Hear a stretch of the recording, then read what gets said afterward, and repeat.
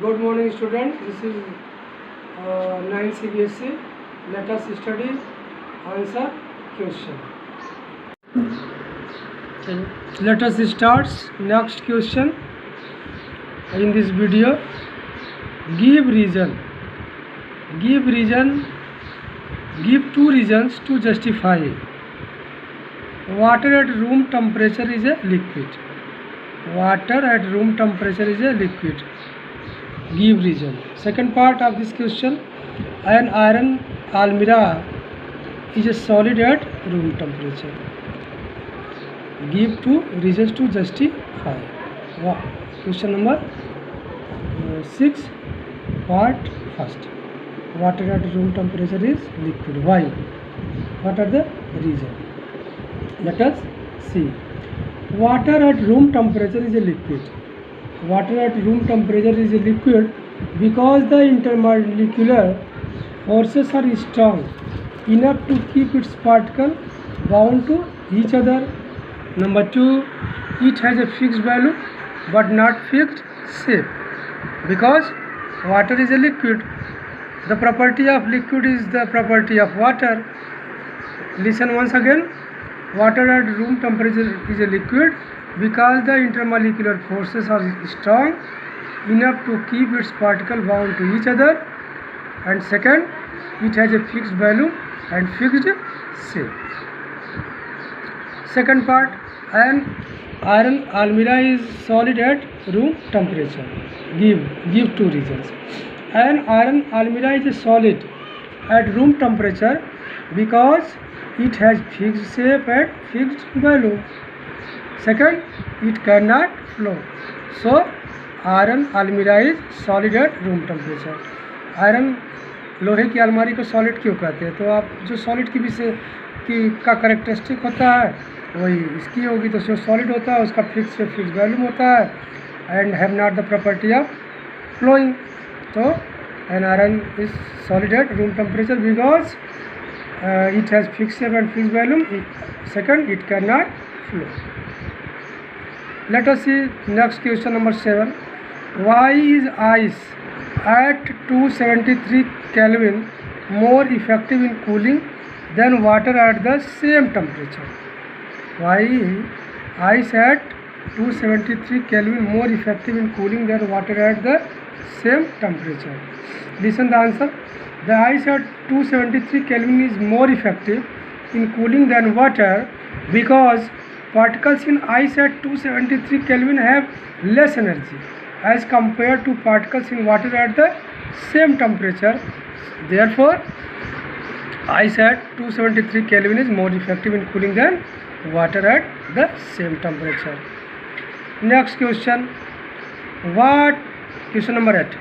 What produces more severe burns, boiling water or steam? What produces more severe burns, boiling water or steam? मतलब किससे आप जलेंगे, कौन खतरनाक होगा, बॉइलिंग वाटर से या स्टीम भाप से? किससे आप मतलब जल जाएंगे?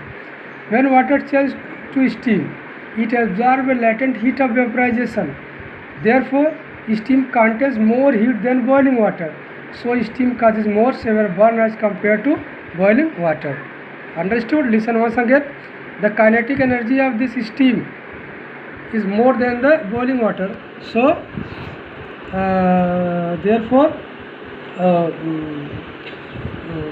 steam produces more severe burns than boiling water. Next question. Name A, B, C, D, E in the following diagram are showing change in its state. Name the A, B, C, D, E, F in this diagram. A, B, C, D, E, F. These are the changes. We will write the name of the changes. What type of changes occur? Solid convert into liquid. Solid convert into liquid. What is the name of this process? This process is called melting. So when solid convert into liquid, this process is called the melting. So A means melting. This is melting process. So you will write melting here. B, liquid convert into gas. The process in which liquid convert into gases is called boiling or vaporization. So this process is called the vaporization. So B is called vaporization.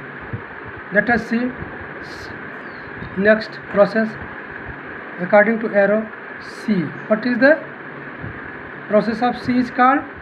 When gas is converted into liquid, what is called? Condensation. This process is called the condensation process. Now D, liquid convert into solid. This process is called the freezing process. A process in which liquid convert into solid is called the freezing process. So D is called the freezing. Next, A, B, C, D, E. Solid directly convert into gas. Solid directly convert into gas. What is called this process? This process is called the sublimation. You know that a process in which solid directly convert into gaseous state, that process is known as the sublimation process. So E is called sublimation. Now let us see F. This is the F. Gas directly convert into solid. Gas directly convert into solid. This process is also called the sublimation process. So we write for F sublimation. Listen once again. A is called fusion or melting. B is called vaporization or boiling. C is called condensation. D is called freezing. E is called sublimation, and F is called also sublimation.